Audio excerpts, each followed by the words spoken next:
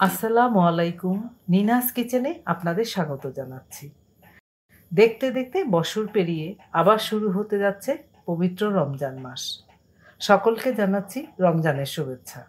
রমজান মাসে অন্য সব কিছু খাওয়ার পাশাপাশি তেলে ভাজা জিনিসের প্রতি আমাদের আকর্ষণ থাকে বেশি। বিশেষ করে বুট ছোলার পাশাপাশি আলুর চপ, পেঁয়াজু, বেগুনি। এই ৩টি জিনিস যেন আমাদের লাগবেই। এগুলো ছাড়া আমাদের ইফতারে পূর্ণতা আসে না। সেই চিন্তা মাথায় রেখে আজ তৈরি হবে আলুর চপ। তবে এই আলুর চপ তৈরি করতে আমি যেসব উপকরণ ব্যবহার করেছি তাতে করে আলুর চপের টেস্ট হবে দ্বিগুণ। তাহলে চলুন কি কি উপকরণ লাগছে আমাদের আলুর চপ তৈরিতে। প্রয়োজন ছাড়া বাইরে বের না হওয়াই ভালো। বের হতে হলে মাস্ক পরে বের হবেন। নিজেরাই সাবধান থাকি। আলুর চপ তৈরিতে অন্য সব উপকরণের মধ্যে প্রধান হচ্ছে আলু। ৩টি আলু নিয়েছি বড় দেখে। আলু আগে ধুয়ে সেদ্ধ করে নিচ্ছি। আলু সেদ্ধ করা হয়েছে এই পাত্রে নিয়েছি। আলু এখনও বেশ গরম। সেদ্ধ আলু থেকে খোসা ছাড়িয়ে নিচ্ছি। খোসা ছাড়ানো আলু ভেঙে দেখাচ্ছি ঠিক মতোই সেদ্ধ হয়েছে। আর বন্ধুরা, একটি কথা, আপনারা আলু সেদ্ধ করার সময় খোসা ফেলে সেদ্ধ করবেন না। খোসা ফেলে সেদ্ধ করলে আলু কি হবে জানেন? আলু সেদ্ধ হওয়ার পর যখন আমরা স্ম্যাশ করব তখন পাতলা হয়ে যাওয়ার ভয় থাকে। আলু ঠিকমতো সেদ্ধ হলে গরম থাকা অবস্থায় আলু ভেঙে স্ম্যাশ করে নিলে ভালো হবে। আমি একটি কাঁটা চামচ দিয়ে এভাবে ভেঙে নিচ্ছি। এবার আলু মেশার দিয়ে সেদ্ধ আলু মেশ করে নিচ্ছি।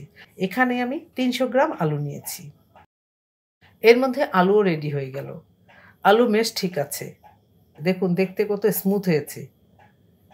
সেদ্ধ আলু রেখে দিচ্ছি। এখানে আপনারা দেখতে পাচ্ছেন আছে হলো পুদিনা পাতা কুচি আধা কাপের মতো, আরও আছে ধনিয়া পাতা কুচি আধা কাপের মতো। এবার আলু ভর্তা বানাতে চলে যাই। দিচ্ছি লবণ পরিমাণ মতো। শুকনো মরিচ ভাজা দিচ্ছি ৩টি। শুকনো মরিচগুলো আগে ভেঙে নিচ্ছি। শুকনো মরিচ ভাজা মুচমুচে হলে গুঁড়া হবে সুন্দরভাবে। এর মধ্যে আবার দিচ্ছি ২ চা চামচ কাঁচামরিচ কুচি। হালকা করে একটু মিশিয়ে দিচ্ছি। আপনারা চাইলে শুধু কাঁচামরিচ কুচি দিয়েও এই আলুর চপ তৈরি করতে পারেন। পেঁয়াজ কুচি দিলাম ৪ টেবিল চামচ।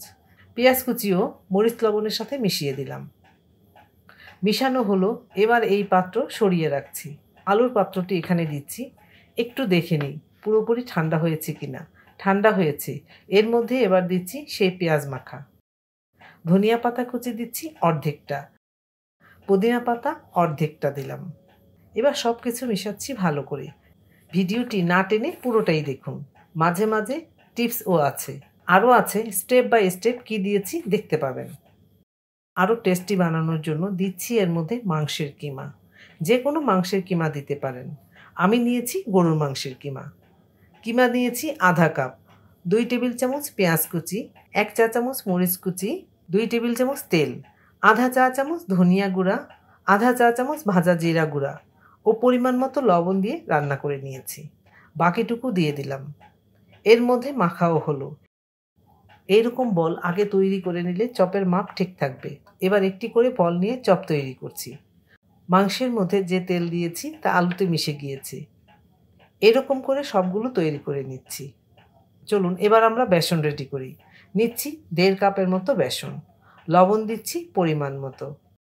এখানে আছে ভাজা ধনিয়া গুঁড়া ১ চা চামচ, বেকিং পাউডার আধা চা চামচ, ভাজা জিরা গুঁড়া ১ চা চামচ, আদা রসুন বাটা ১ চা চামচ। মশলাগুলো মিশিয়ে দিচ্ছি বেসনের সাথে। তবে হাত দিয়েও মিশিয়ে নেওয়া যাবে। এভাবে ঘুরিয়ে ঘুরিয়ে মেশালে মিশবে ভালো। এই বেসন আমি নিজেই তৈরি করে নিয়েছি। সাথে দিয়েছি চাল, একসাথে গুঁড়া করে নিয়েছি। ১.৫ কাপ বেসনে চালের গুঁড়ার পরিমাণ হয়েছে 1/3 কাপ। দিয়েছি পোলার চাল। আপনারা চাইলে ভাতের চালও দিতে পারেন। ১ কাপ পানি নিয়েছি, অর্ধেকটা দিচ্ছি। একবারে পানি পুরোটা দিয়ে দেব না। পানি পুরোটা দিয়ে দিলে বেশি হয়ে যেতে পারে। পোলার চাল না দিতে চাইলে আপনারা ভাতের চাল মিশিয়ে ভাঙাতে পারেন। বাকি পানিটুকুও দিয়ে দিলাম। এভাবে বেশ কিছুক্ষণ নেড়েচেড়ে গোলাতে হবে বেসন।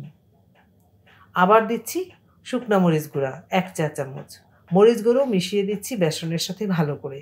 আলুর চপ হবে আরও মুচমুচে। তবে কি যোগ করা হবে দেখি। ২ চা চামচ তেল দিলাম। এর মধ্যে তেলও মেশানো হলো। এবার দেখি বেসনের গোলা হলো কি না। দেখে তো মনে হচ্ছে ঠিক আছে। তবে 10 মিনিটের জন্য রেখে দিচ্ছি। এখানে আমি 1 কাপ ময়দা নিয়েছি। ময়দাতে কোনো কিছুই দেওয়া হয়নি।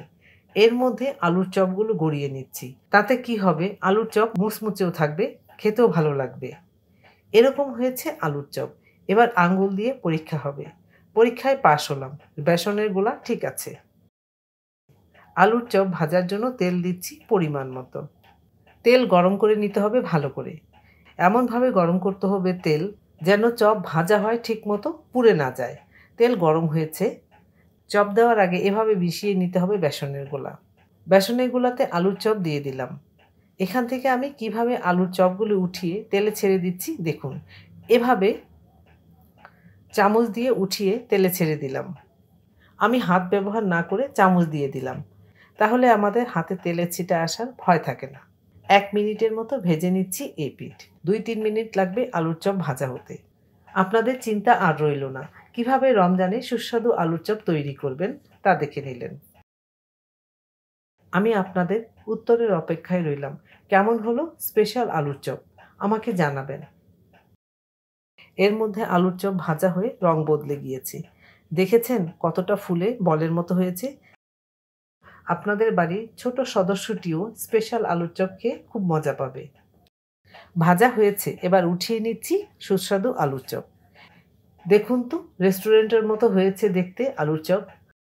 আলুর চপে আমি কোনো রং ব্যবহার করিনি। ইফতারিতে অন্যান্য আকর্ষণের মধ্যে আলুর চপ হলো আরেকটি আকর্ষণ।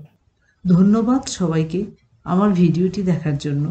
আপনারা ভালো থাকবেন সবাই।